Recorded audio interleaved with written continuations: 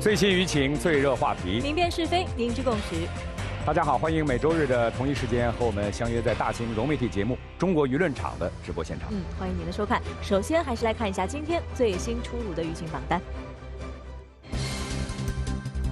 中国外交部发言人20号就七国集团广岛峰会发表联合声明等文件，炒作涉华议题表示，七国集团不顾中方严重关切，执意操弄涉华议题，抹黑攻击中国，粗暴干涉中国内政。中方对此表示强烈不满和坚决反对，已向峰会主办方日本等有关方面提出严正交涉。20号，来自世界各地的示威者在广岛市中心举行示威集会和游行，他们拉起横幅，表明反对七国集团广岛峰会召开，反对建立亚洲版北约等立场。也有示威者发表演说，批判七国集团干涉亚洲事务，沦为美国全球军事战略的工具，威胁地区局势的稳定。20号，俄国防部发布战报称，俄军在顿涅茨克、库皮扬斯克等方向发动了攻势，俄军防空系统拦截了数枚乌军各型导弹和炮弹，其中包括海马斯多管火箭炮火箭弹和风暴之影远程巡航导弹。同一天，乌武装部队总参谋部发布战报称，乌军在库皮扬斯克、红利曼等方向击退俄军多次进攻。据美媒19号报道称，北约已针对可能与俄罗斯的武装冲突制定相关作战计划。这份数千页的计划包括如何应对来自俄方的潜在攻击，以及指导北约各成员国升级部队和后勤等。俄罗斯外交部副部长格鲁什科20号警告说，西方国家如果向乌克兰提供美制 F-16战机，将引发巨大风险。同一天，正在日本参加G7峰会的乌克兰总统泽连斯基表示，应该让尽可能多的国家参与到组建跨国战机联盟这一计划中。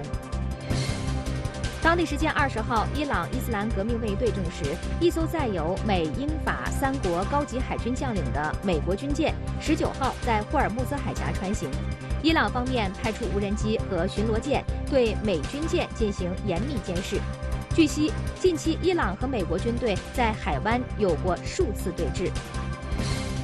19号，美国国家情报总监办公室公布的一份文件显示，美国联邦调查局利用一项备受争议的涉外情报监视法律，在调查反种族歧视、抗议示威等国内事件时，大肆滥用一个包含美国公民私人通信信息的监控数据库。短短数年间，该数据库被滥用超27.8万次。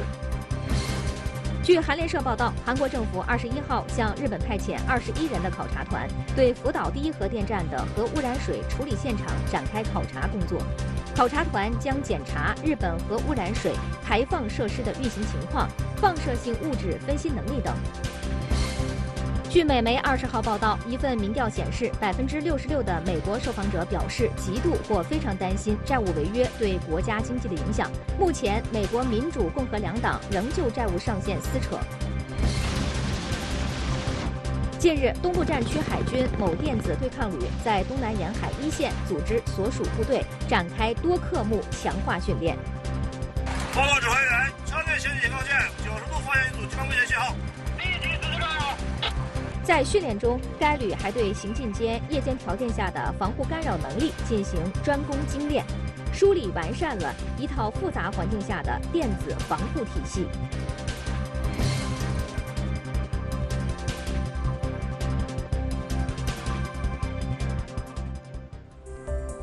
18号到19号，中国中亚峰会在陕西西安召开。这是中国与中亚5国建交以来呢，6国元首首次以实体形式举办的峰会。那么这次峰会呢，具有里程碑式的意义，而且呢，不断的显现各种成果。接下来我们一起看一下总台陕西总站的记者李大杰为我们发回的报道。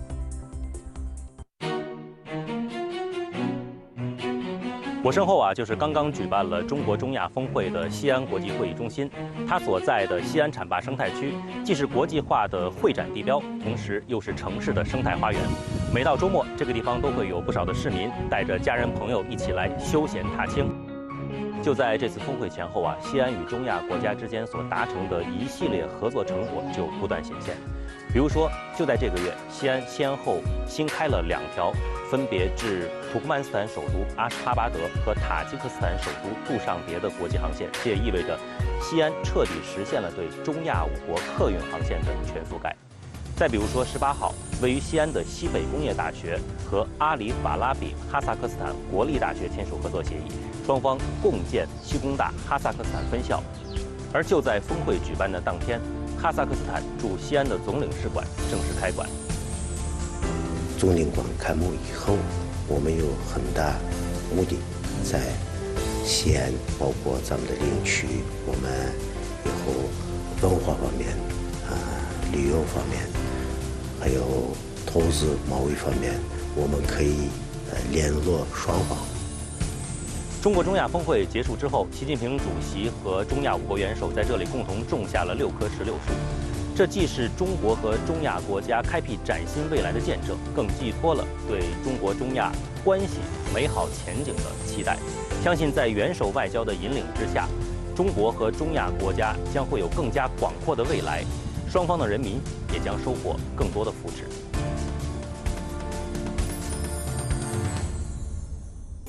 这场在西安举行的盛会也吸引了广大的华侨华人的关注。是的。那我们中国舆论场同名微信公众号上呢，也是特别发起了一个游子看故乡的征集活动，有不少的海外网友也是参与到其中来。那我们中央广播电视总台华语环球节目中心 CCTV4 海外观众俱乐部的朋友呢，也是纷纷的进行点赞、跟评和转发。那有很多的网友表示说他们特别想看一看故乡西安的美景。那么接下来呢，我们就通过爱在中国这个板块，一起来畅游一下西安。为期2天的中国中亚峰会是今年中国首场主场外交。中国同中亚国家合作更加密切，写下了文明交流互鉴的崭新篇章。西安市北滨渭河，南依秦岭，自古有着八水绕长安之美誉。从千年古刹大雁塔到蜿蜒千里的秦岭，从热闹的市井小巷到震撼人心的兵马俑，西安是一座承载着丰富历史和文化的城市。古丝绸之路点缀着一段又一段文明交流互鉴的佳话，见证了1000年来东西方贸易与文化的交流。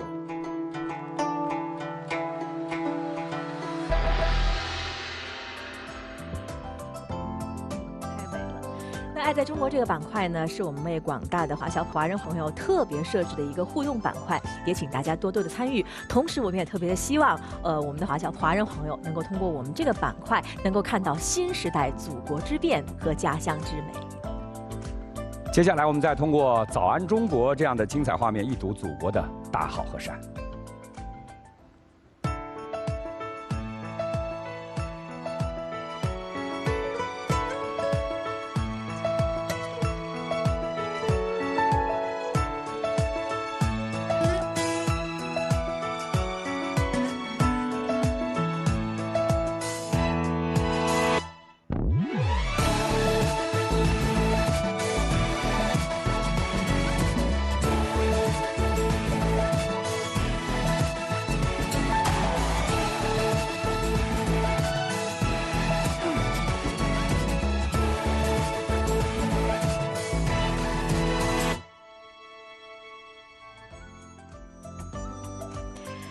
欢迎您在每天早上的7点，一起来跟着早安中国的步伐，开启美好的一天。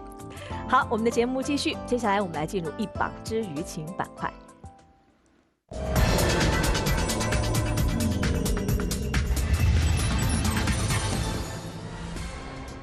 一榜之舆情，我们先来看一下榜单的第1条：中国外交部已经向日本等有关方面提出了严正交涉。那么，据报道，七国集团广岛峰会发表联合声明等文件，炒作涉华议题。对此，中国外交部发言人20号作出回应：七国集团嘴上唱着迈向和平、稳定、繁荣世界的高调，干的却是阻碍国际和平、损害地区稳定、压制他国发展的事情。这种做法毫无国际信用可言。好，我们接下来就一起看一看网友们都有哪些问题。我们首先来看一下这个海豚的一个问题啊，就问的特别的有代表性，因为很多的观众也问到了。我们看一下，七国集团这次妄谈台海局势，还对东海、南海等问题和中国核力量说三道四，甚至以所谓的经济胁迫影射中国，到底是何居心呢？果然网友也是关注的这些问题。我们先请小辉老师来回答吧。确实大家非常关注七国集团峰会，主要是关注七国集团峰会到底制造了什么样的分裂。其实呢，在当今世界，在这个世界处于一种动荡的过程当中，那么任何一次，尤其是所谓的富格俱乐部所进行的这种峰会，到底对于世界局势是会产生积极的一些作用，还是会产生更多的消极的效果，这是大家所关注的重点。那么对于这一次七国集团峰会，其实从此前峰会的所谓的预热，这种舆论的铺垫，到后来我们看到峰会的一些议程设置，到日本现在所强调的所谓的提前一天就发表了领导人宣言这样的一个所谓的结果，那应该说大家首先会看到的是，对于七国集团这个平台，那美国是要利用七国集团作为自己进行战略竞争的重要的工具，是要这个针对大国的。那首先呢，应该说从中国网友的角度来说，我们更多关注到的是对华的一些负面的动向，刻意的恶意的炒作一些涉华的话题。那么其中网友首先关注到的是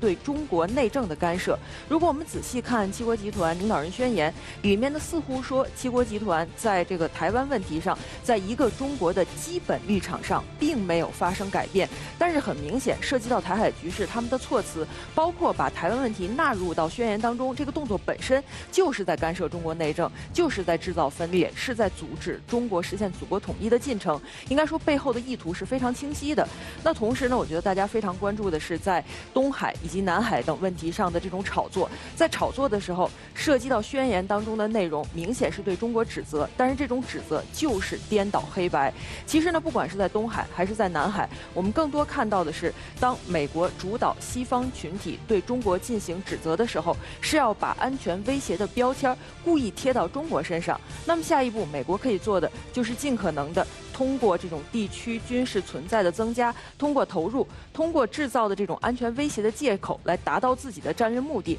而同时呢，也让更多的盟友和伙伴在这种所谓的不安全感之下来配合美国的目标，是要搞大国竞争的。那么另外呢，我们这一次还观察到一个词叫经济胁迫。其实呢，日本方面不断的强调，这一次日本作为东道主，那各方呢在所谓的经济胁迫的问题上进行了讨论，包括在宣言当中也写入了相关的内容。而这种所谓的经济胁迫指向的是什么？并不是说美国真正的关心世界经济的发展，关心产业链安全的问题，而是呢把经济问题安全化，以这个安全泛化的这种操作，不断的来制造纷争，而最终达到的目标，首先在高科技领域还是要搞小院高墙，要对中国未来的科技发展进行打压。那同样的，在产业链安全的问题上，所谓的安全就是排他性，要把中国排除在外，搞小圈子。这就是他们眼中的所谓的安全的问题。所以这个时候可以说，七国集团峰会以及呢达成的这种所谓的成果，其实呢是制造了更多的分裂。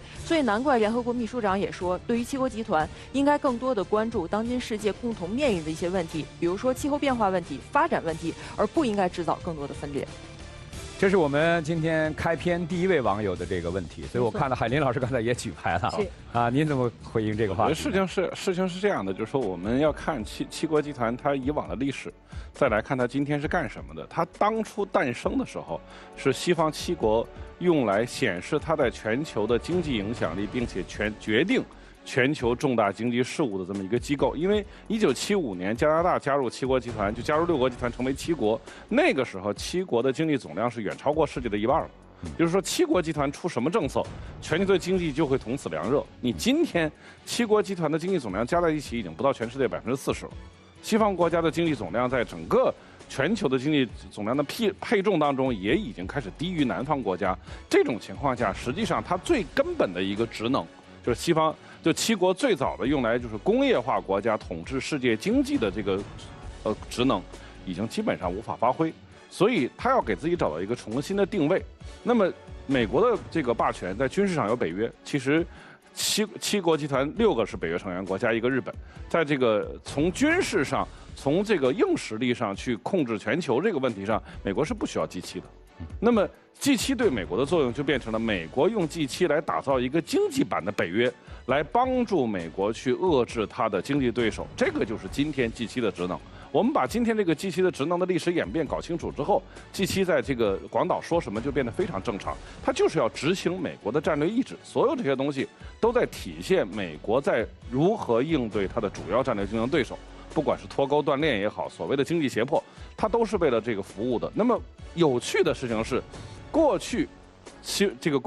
其他的工业6国服务于这个参与 G7是能够保护自己的利益。而现在的问题在于，美国利用 G7，首先控制的就是这6个国家。那么这6个国家里面有相当一批会因为跟着美国走而支付经济代价。那么也就是说，它的内卷其实比它的外溢效应还大。因为美国有时候对盟友下手更狠嘛，它其实下手更狠。所以美国的盟友比做他的敌人还危险。所以从这个角度来说，其实 G7的这个职能的前途并不令人感到乐观，跟北约还是不一样的。因为北约大部分成员多多少少对美国是有期待的。我想开北约峰会的时候，大部分的欧洲国家去的时候，心里面觉得，哎呀，这个我能寻求点安全保障了。但是开 G7的时候，那几个欧洲老牌工业国家去的时候，可想这次我得捐什么血出什么羊毛。我觉得其实心态不同，会影响到最终会议的结果。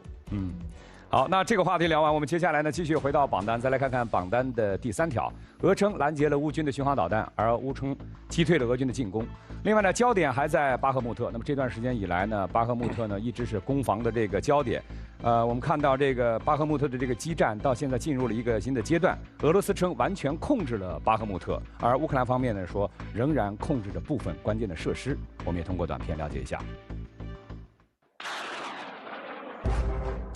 俄罗斯国防部21号凌晨证实，俄方部队已完全控制了阿尔乔莫夫斯克及乌克兰所称的巴赫穆特。据俄媒报道，俄罗斯总统普京就此表示祝贺。巴赫穆特位于顿涅茨克地区北部，是乌克兰军队在顿巴斯地区的主要运输枢纽。去年8月起，俄乌双方针对巴赫穆特展开作战。另据美国新闻周刊19号援引未公开文件称，北约已针对可能与俄罗斯的武装冲突制定相关作战计划。报道称，这份数千页的计划包括如何应对来自俄方的潜在攻击，以及指导北约各成员国升级部队和后勤等。美媒称，该计划将于今年7月在维尔纽斯举行的北约峰会上获得批准，并在未来几年投入实施。本月早些时候，北约秘书长斯托尔滕贝格在布鲁塞尔主持会议时曾表示，他期待在7月的维尔纽斯峰会上，各成员国领导人能够批准一项新的国防生产行动计划，以确保北约继续拥有自身所需的能力。斯托尔滕贝格还表示，北约计划在维尔纽斯峰会上批准新的强化威慑和防御区域计划，其中将详细说明保护盟友免受任何侵犯的威慑和防御步骤。按照斯托尔滕贝格的说法，北约各成员国将开展更多、更频繁的联合演习，通过新型军事力量部署更多高战备部队。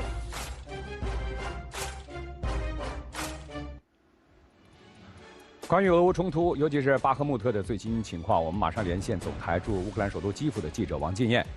金燕你好，关于这个巴赫穆特呢，现在俄罗斯方面说已经完全控制了巴赫穆特，但是乌方的这个回应呢，好像还不太的明朗和清晰。那据你了解，巴赫穆特到底现在是一个什么样的状况？乌克兰方面又有什么最新的表态吗？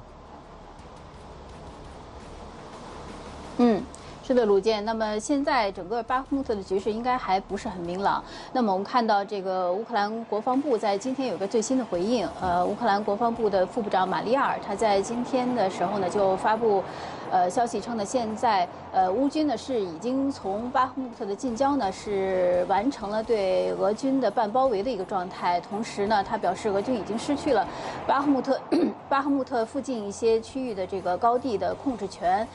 此外呢，他表示乌克兰武装部队呢仍然在巴赫穆特市区内的一些这个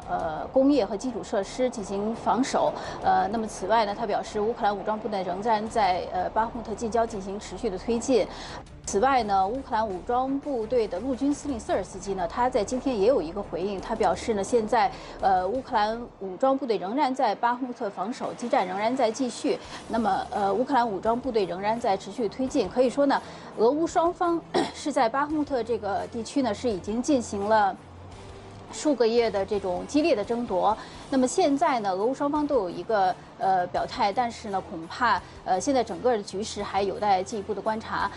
那么现在呢，随着这个乌克兰反攻呢这个持续的这个临近，那这个现在乌克兰国内是非常关注有关近期这个 F-16战斗机的相关的消息。乌克兰国防部长列兹尼科夫呢，在20号的时候呢，就表示现在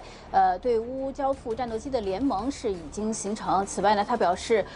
期待的乌克兰的飞行员是期待尽快展开一个训练。那么乌克兰国内的媒体的评论呢，就认为呢，现在西方释放出的一些消息已经表明，现在对乌克兰转移 F-16战斗机的这个进程呢，是终于到达了一个实施。那么此外呢，也有乌克兰国内的一些分析认为呢，有经验的这个乌克兰的飞行员呢，可能会在4到6个月的时间内完成整个的飞行训练，而不是此前有推测认为的1到2年的时间。那么另外呢，还有乌克兰的媒体报道称呢，最快这种训练有可能会在今年夏天，在英国开始展开。那么现在呢，乌克兰国内的一些评论认为呢，这个有关乌克兰飞行员训练，西方对于这个有关乌克兰这个飞行员展开训练的这样的一个这个报道呢，就是也是向俄罗斯释放了一个非常明确的信号。那么此外值得关注的是，乌克兰国防部长列兹尼科夫呢，在昨天的时候，他也宣布在下周呢，以拉姆施泰因模式举行的乌克兰防务联络小组的会议呢，即将开始。那么在这次会议上呢，乌克兰的主要议题仍然是武器装备的交付，以及这个构建这个乌克兰多层次的这种防空系统。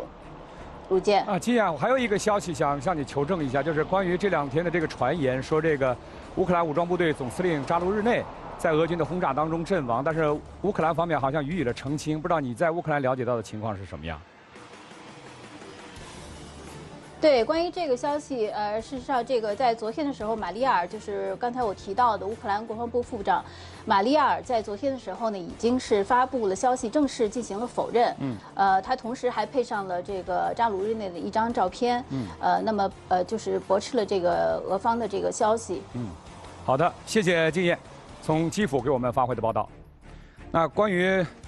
俄乌冲突的一系列这个问题呢，我们的网友已经提出了很多的这个问题。我们接下来呢，请丽萍继续为我们推送一条。对，其实关于俄乌冲突，有很多的网友也问到了这个北约和俄罗斯的这个关系，或者说发生冲突的可能性。我们来看一下苹果派这个问题问得很好。委媒说呢，7月的北约峰会将会批准针对俄潜在作战计划。那这是不是暗指北约可能与俄罗斯发生冲突，会对地区局势产生一个怎样的影响呢？这个问题我们请张宏老师来回答。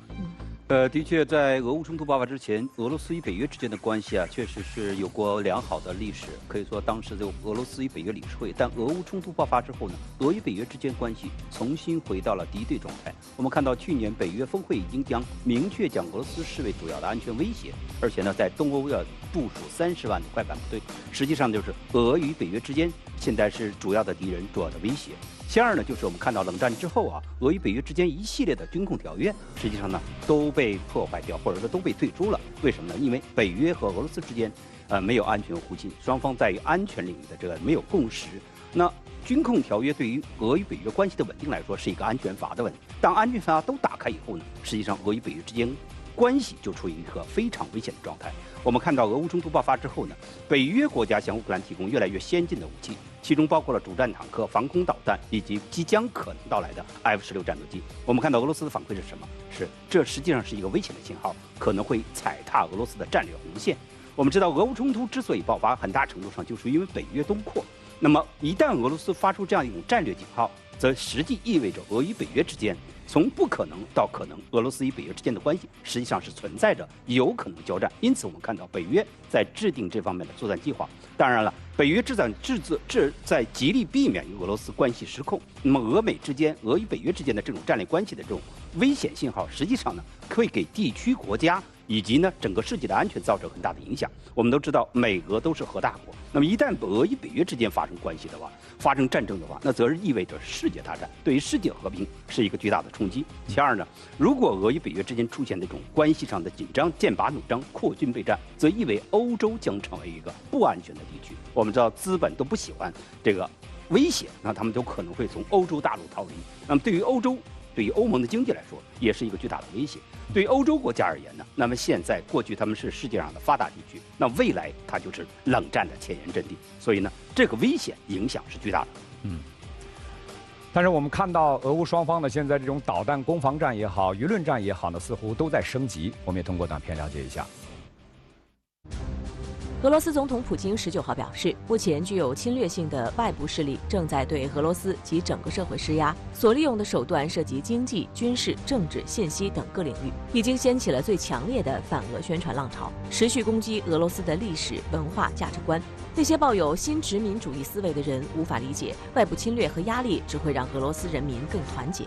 同一天，俄联邦安全会议副主席梅德韦杰夫表示，自2023年1月1号以来，有超过11.7万人以合同兵或志愿部队的形式加入了俄罗斯武装力量。同样在19号，俄国防部长绍伊古前往扎波罗热方向特别军事行动地区，视察了东方集团军一支部队的前线指挥所。期间，绍伊古在指挥所听取了集团军司令和指挥部官员有关当前局势和部队行动的报告。绍伊古要求必须做好对参战部队的综合保障，并在指挥所向军人颁发奖章。与此同时，据俄新社报道，俄联邦安全会议秘书帕特鲁舍夫19号表示，乌克兰境内一处存放有贫铀弹的设施日前在遭到俄方打击后被摧毁，导致波兰境内的核辐射量增加，放射性云正继续向欧洲方向移动。不过，波兰相关部门于17号否认了波兰境内出现核辐射水平上升的情况。此外，同样值得关注的是，俄国防部日前表示，俄军使用匕首高超音速导弹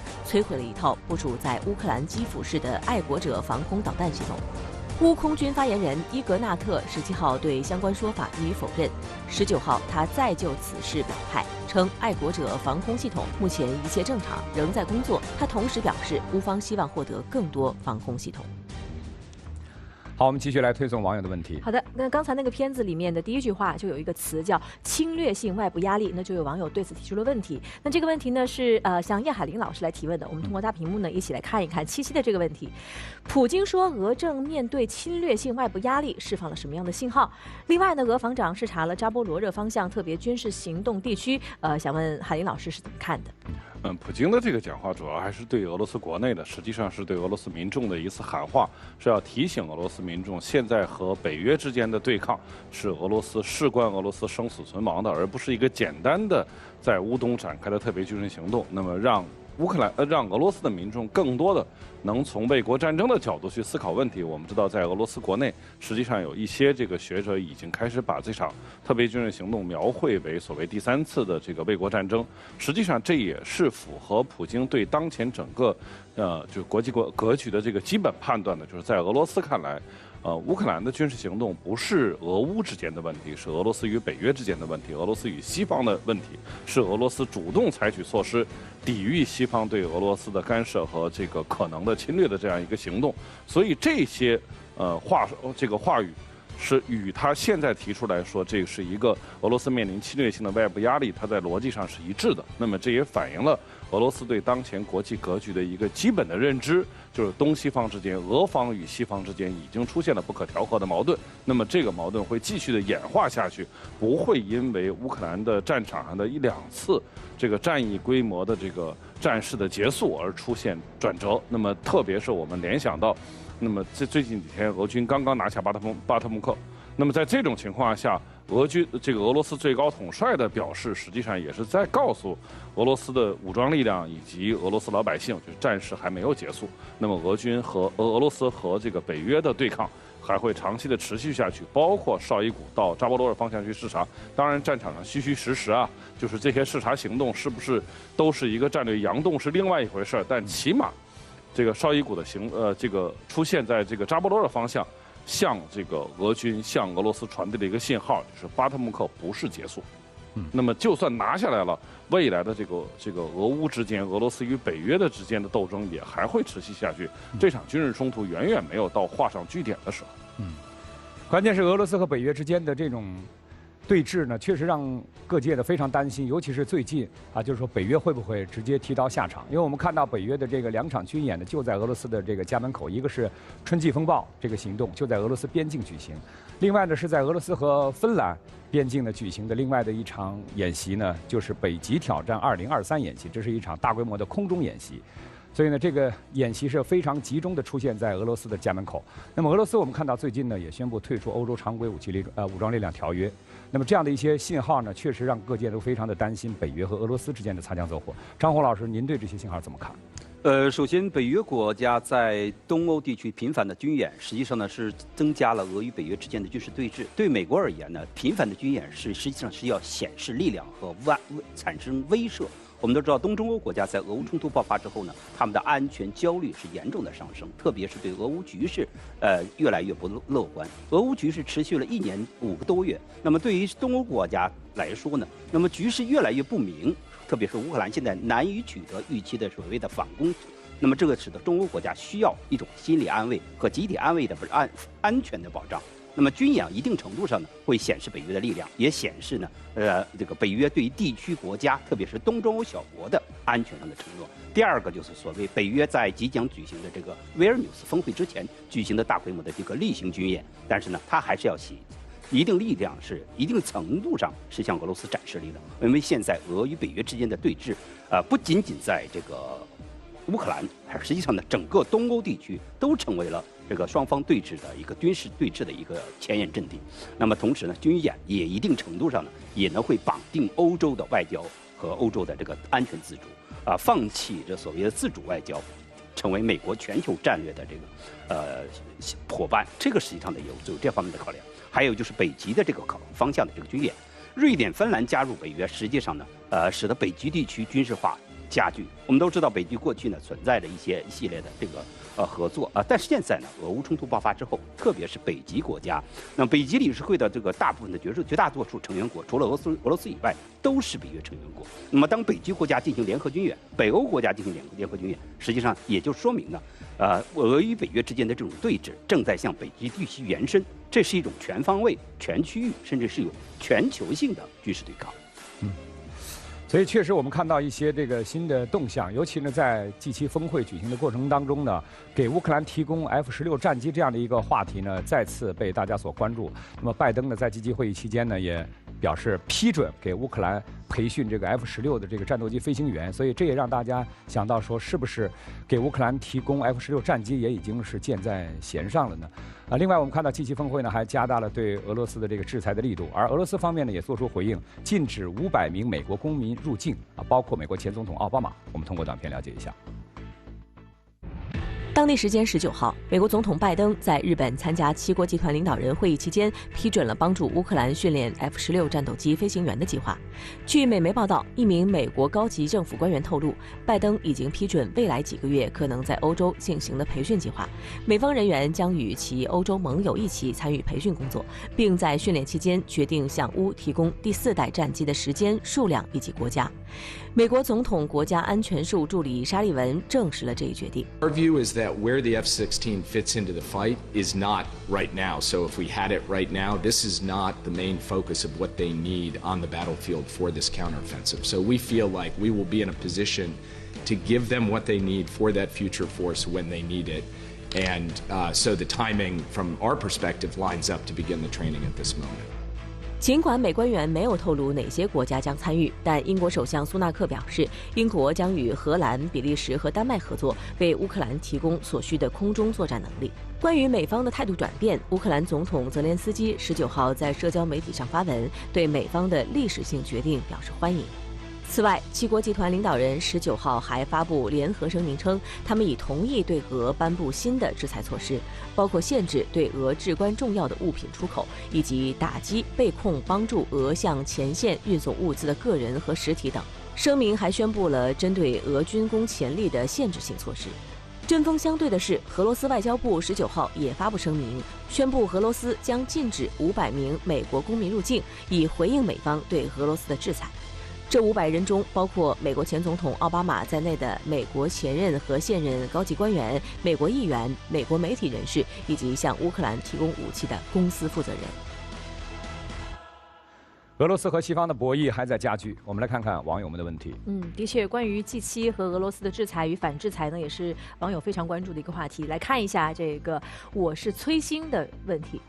七国集团说呢，将在其管辖范围内限制所有对俄军事重要物资的出口，这意味着什么？另外呢，俄罗斯宣布禁止500名美国公民入境，其中呢就包括美国的前总统奥巴马，又是出于什么样的考虑呢？这是2个问题，我们请小辉老师来回答。首先网友关注的第一个问题，其实呢是在七国集团的平台上，美国呢拉着盟友一起对俄罗斯追加制裁的问题。那反映出的是现在美国要对俄罗斯进行削弱，要打压俄罗斯，已经开始无所不用其极，开始不择手段。其实刚才我们也谈到，对于七国集团来说，这是美国手中的一个战略工具，而其中呢战略目标之一就是要削弱自己的竞争对手。所以我们看在峰会之前，七国集团就已经设置了议程，说2大重要议题之一就是要谈俄乌冲突，而其中指向的就是要进一步的追加对俄罗斯制裁。而从美国的套路来看，美国对俄罗斯制裁的时候，往往会利用自己主导的一些小圈子，包括七国集团在内。那么如果在这个小圈子当中能够推动对俄制裁，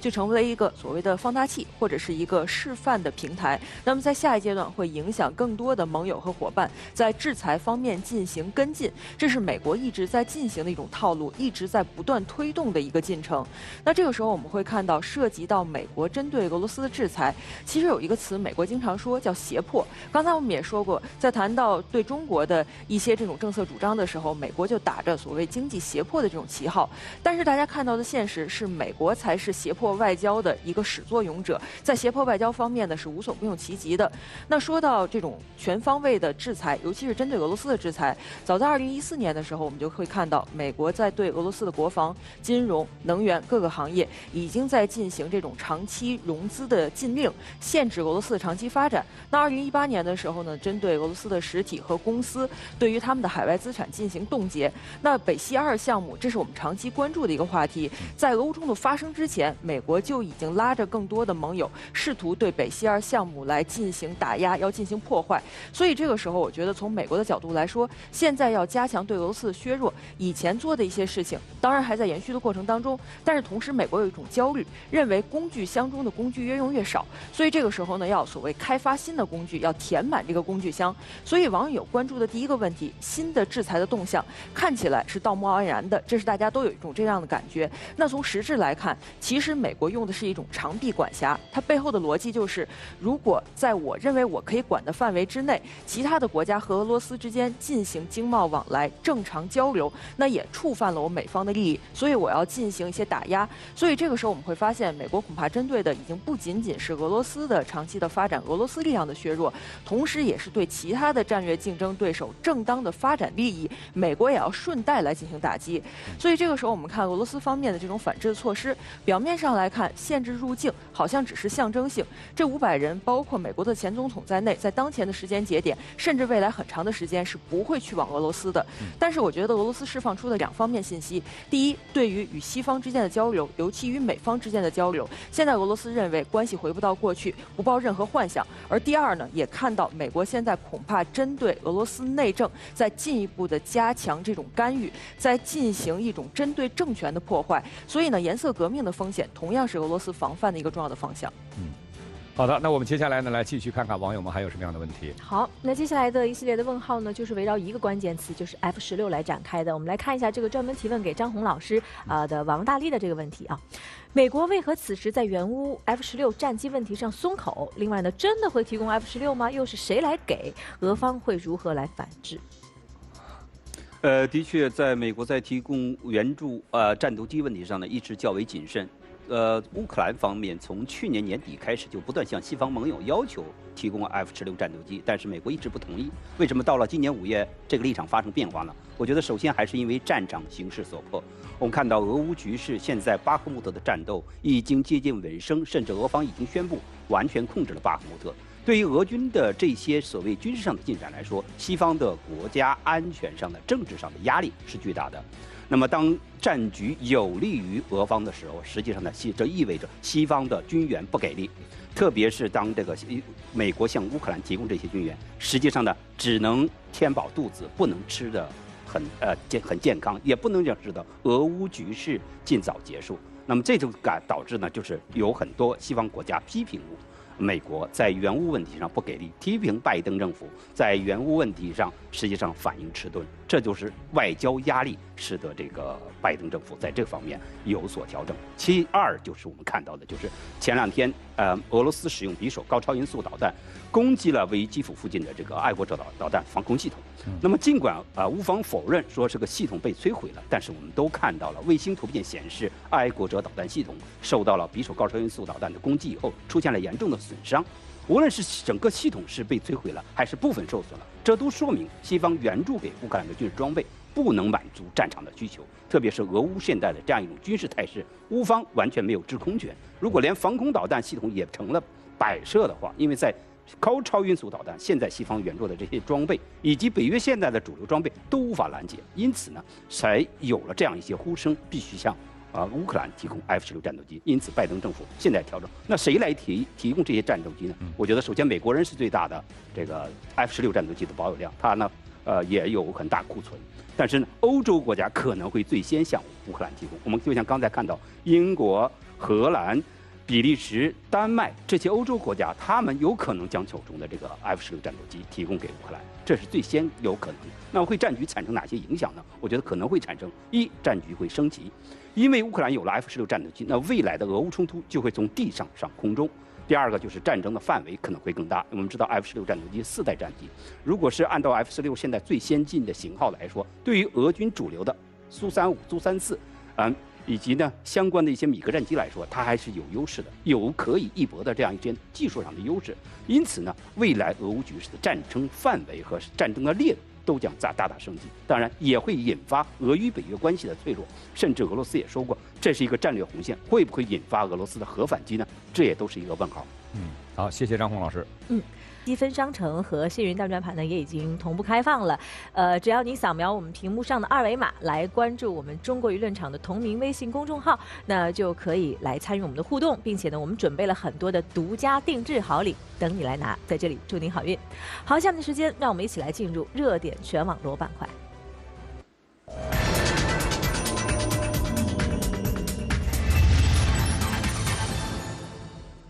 热点全网罗，我们要关注到的第一个热点呢，就是美台勾连。那近日，台湾地区国民党和民众党批蔡英文当局的多数政见都没有兑现，民众没有安全感，民进党当局采取挑衅的两岸政策，更让台湾处于险境。具体情况，我们通过短片来了解。据台湾媒体报道，美国国防部正在计划将以紧急授权方式免费提供台湾价值5亿美元的武器，近期还会派遣100余名军人到台湾协助训练台军。美方这批5亿美元的无偿军援包括人员携行式刺针飞弹、托式飞弹以及标枪飞弹等武器。消息一出，就遭到岛内舆论痛批。台前防务部门负责人、退辅会主席冯世宽直言，台湾或将付出不可预计的代价。你突然间接到无偿的这种援助，你一定会付出不可预计的代价。我想我们不会那么笨吧？除了紧抱美国大腿，蔡英文当局还在不断炒作大陆威胁论。近日，蔡英文表示，大陆通过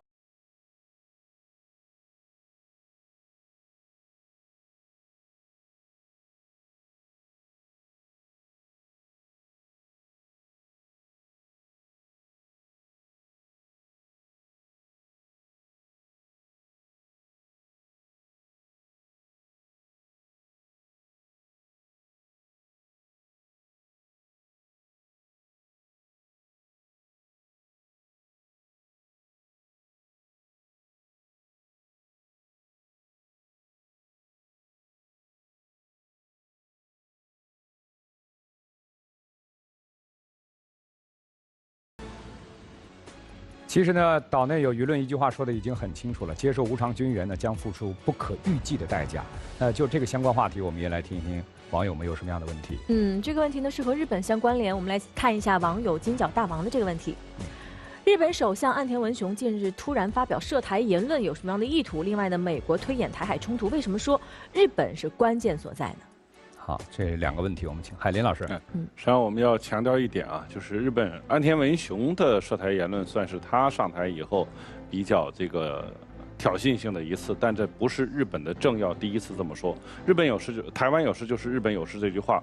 当年的安倍晋三，后来的这个麻生太郎都说过。那么林芳正就是日本的外相也说过。其实岸田文雄说的话在日本的政要当中并不突出，也就是说他不是个人的这个表达，他是日本政府现在的立场和至少是他们的真实心态。那么为什么会这段时间内日本在台湾问题上的表态越来越露骨？我觉得我们可以从这个1895年就是甲午战争中国失败以后开始说。那么从1895年到1945年，台湾在日本人手里。从1945年到1949年，台湾名义上在一个中国的这个范围之内，因为当时虽然我们在打内战，但是毕竟台湾和大陆当时都属于一个中国。但从1949年以后，海峡两岸又是分治的，可以这样说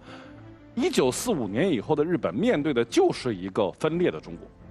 那么分裂的中国是非常符合日本的预期和是符合日本的利益的。日本政府显然没有任何理由愿意看到中国统一，不管他嘴上怎么说，从他的心里来讲，台湾最好的状态是1895年到1945年在日本人自己手里的状态。台湾如果不能在这日本人手里，至少他不能在统一的中国人手里。就这个观念不是日本一届政府的人有的想法，可以说从日本明治维新以来，他们一直都是这么想的。这种想法将来多少年恐怕它都不会变，除非日本直面就他的自身的实力根本做不到这件事的一个现实。从他的内心动机来说，他是不会有第二个想法的。那么为什么过去这几十年，日本还能够在台湾问题上算得上有一点点谨言慎行？那是因为他在中国能赚到很多钱。那么从经济利益的角度，日本不愿意在台湾问题上走得太远，从而伤害中日的经济关系。但今天日本在中国已经赚不到钱了，甚至于可以说，日本的经济已经糟糕到让日本不再关心我能不能从中国赚到钱的问题。因为随着这个后疫情时代的到来，其实我们看到在亚太地区，那么日本的经济表现是相当糟糕的，它在疫情中恢复的速度非常慢。所以在这个情况下，我觉得唯一的一个能够让日本稍微谨慎一点的因素去掉，那日本剩下的就是赤裸裸的希望台湾和大陆不能统一的心理。这个心理，我觉得不是我们做友好工作，或者说我们跟日本强调立场就能够让日本闭嘴的。那真正让日本闭嘴的东西，应该还是说，告诉日本，其实不管你怎么想，台湾要回到祖国的怀抱里，毫无疑问，谁来阻止这个事情，谁就要承受灭顶之灾。把这个信号传递过去以后，日本人才可能从他的首相到他的国民变得清醒一点。当然，这网友问到，可能还有一点，就是在美国的这个棋盘里面，到底想让日本……我们可以想一下，就是这个事儿很有意思，就是我们要想一想，战后日本是怎么发起来的，就是因为抗美援朝。如果没有朝鲜战争的话，日本是根本发不起来的。所以，在美国干预亚太地区局势里面，日本就是重要的兵工基地。所以从这个角度来说，我们不要认为是美国在利用日本干预台湾，在所有的美国盟国当中。策应台湾问题的这些言论都是被迫说的，因为他们都是希望讨好美国，只有日本不是。日本说的这些所有的挑衅性的言论是他自己愿意说的，因为他觉得配合美国干预台海局势符合他自己的利益，也符合美国的利益。在这一点上，美日没有任何矛盾，互相利用啊。好，那我们在这里呢也读一段外交部发言人汪文斌的话。要维护台海和平，就必须旗帜鲜明，坚持一个中国原则，坚决反对台独势力冒险挑衅，坚决遏制外部势力对台独活动的纵容支持。好，接下来我们继续来看看网友的提问。接下来这个问题呢，可能是直面了美台勾连的一个核心的现象啊。我们来看一下这个专门提问给小辉的这个问题，粉红梦的这个问题。美方无偿向台湾提供5亿美元的军事援助，还要派美军人员到台湾，想问小辉是怎么看的？另外呢，台媒最近热炒岛内拥有爱国者3反导系统，是美台勾连又有新的动向吗？这是今天很多网友集中问到的问题。是。确实，首先呢，网友观察到了美方的一些动向。我们要看一个细节，是台媒在炒美方近时期要给台方5亿美元的免费武器。那这个时候呢，从美方的套路来说，大家看得非常清晰。美国仍然延续的是以台制华的套路，但是这个套路从现在来看，已经不仅仅是我们经常看到的，是在向台独势力释放一些错误的信息。而现在呢，我认为美国是在打一套组合拳，是有更深远的战略目标。其实呢，说到这5亿美元的军事援助，当然台媒所关注的重点，首先是无偿，是免费。但是呢，我觉得从台方的角度，尤其是台当局的角度来说，他更多关注到的是这5亿美元提供的速度到底有多快。其实呢，现在美台之间的关系很明显，美方还是要安抚台方的，尤其是在俄乌冲突发生以来，美国对台军售一再延迟，本身呢要交付给台军的一些武器装备，都先交付了这个乌克兰的战场，所以这个时候呢，对于美台之间的关系来说，尤其是本身岛内就有以美论来说，会有更多的针对美台勾连的质疑。那从美国的角度来说，当然在安抚台当局，给台独势力打气，但同时呢，我觉得美国考虑到的是，如果武器装备不能够按时交付，不能够以一种更加迅速的方式，通过这种所谓的紧急授权的方式，直接从国防部的这种武器库当中调取，而并非下订单慢慢生产的话，那么恐怕会向不仅仅是台湾，还向其他的盟友和伙伴传递一个信号，那就是美国无暇他顾，美国的精力是有限的，美国在一个衰落的过程当中，这当然是美国所不想看到的。所以呢，说美国可以迅速的向台提供武器，可以紧急调用，可以立刻给现货。其实这种信息的释放本身，在台方放大的时候，强调的是在安全问题上，美国是可以迅速介入的，是让更多的盟友和伙伴在这种不安全感之下，会对美国有更多的信心，而不是有更多的质疑。所以这就是美国搞大国竞争的套路的具体的体现，是更深远、更阴险的一个设计。当然呢，应该说我们会看到岛内的这种热炒，有的时候呢似乎有些无厘头，包括呢这个爱国者3反导系统，在这个2008年、2010年，美国曾向台方出售，但是呢从去年年底开始又在炒，有新的这个装备提供，包括更新的这种升级等一系列的信息。其实呢，在岛内应该说是有很多的质疑，对于这个爱国者3反导系统到底能发挥多大的作用，以及呢它的主导权到底在哪里？也就是说，即使卖了武器给台方，但是呢武器是由美国掌控，甚至是一些最基本的雷达信息都不会分享给台军的时候，到底是在保护台湾，还是美国自己要利用这些武器装备来达到自己的目标？但是不管怎么样，现在台媒的这种炒作指向性很清楚，对于民进党当局来说，以美谋独也是民进党当局的套路，也希望延续着这个套路，试图使美台之间的勾连在岛内民众的眼中看起来更合理，为岛内民众对民进党当局的这种支持产生更多的这种刺激的效果。好的，谢谢小慧老师。我们继续来关注一下半岛局势，就是韩美又要举行史上最大规模演习。其实，在今年的3月份呢，韩美已经多次举行了演习，包括美国航母和重型轰炸机在半岛以及周边频繁进出。那对此呢，朝中社也是发文警告。那我们通过短片来具体了解一下。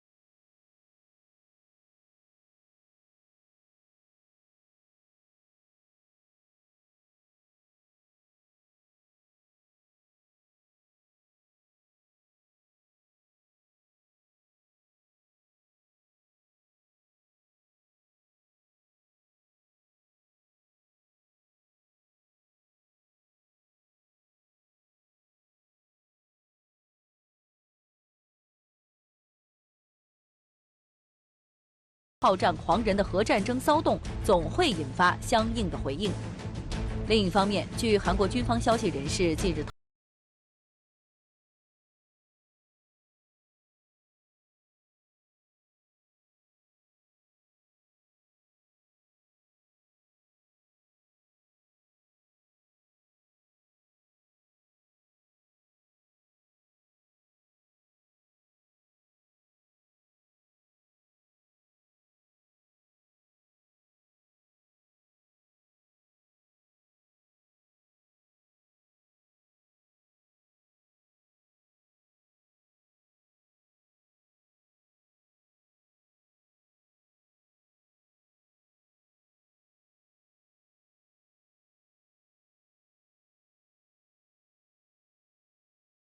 工作。关于半岛局势，我们也看看网友们有什么问题。接下来我想来推送来自我们 VIP 席网友高山流水的这个问题，来看一看。韩美不断在半岛地区进行大规模的联合演习，有什么样的目的？另外呢，朝中社称演习是入侵的预演，意味着什么？朝鲜呢又会如何来回应呢？我们这个问题请张宏老师来回答。首先还是要讲到拜登政府的外交。事实上，拜登政府在他上任以来呀，在这个无论是亚太地区还是在欧洲地区，都在搞联盟外交。那么对于美国来说呢，半岛问题确实很尖锐，但是在美国恰恰是把半岛问题作为其联盟外交的一个借力的一个催化剂。通过所谓的朝鲜威胁论，通过炒作与朝鲜的这样一种战略对抗，甚至是战争风险，来整合美日韩的3边的军事同盟。我们知道，在这个奥巴马时期还是在特朗普时期，那么美国在朝鲜半岛上就是保持对话，或者是保持战略耐心，而拜登政府恰恰是在朝鲜半岛不断的金援，制造紧张。那么从2022年的数据都可以看出，那么在美国的战略的这种挤压、频繁的军演下，实际上朝鲜也是用战略反击频繁的试射战略导弹、洲际导弹。那么2022年是38次，那么2023年也是11次，这都说明什么呢？就是美国在朝鲜半岛制造的这些危机，并不是危机本身，而是把危机作为美国地缘政治的一个抓手。好，那我们节目进行到这儿呢，进一段广告，全屋光宽带。1000兆全覆盖，联通智家，精彩互联千万家。本节目由中国联通独家特别呈现。好，广告之后回来，我们继续给大家做一个预告。我们中娱记者辛海晨将和苏晓辉老师接下来30分钟继续在节目同名微信公众号、视频号、抖音号以及央视频 APP 上进行直播，解答网友问题，分析本周热点话题。期待大家继续互动提问。是的，那么在我们的新媒体直播当中呢，我们继续为大家带来爱在中国的更多精彩内容，所以请大家继续来关注我们的新媒体直播吧。好，感谢您收看今天的中国舆论场，下周同一时间我们再会，下周见。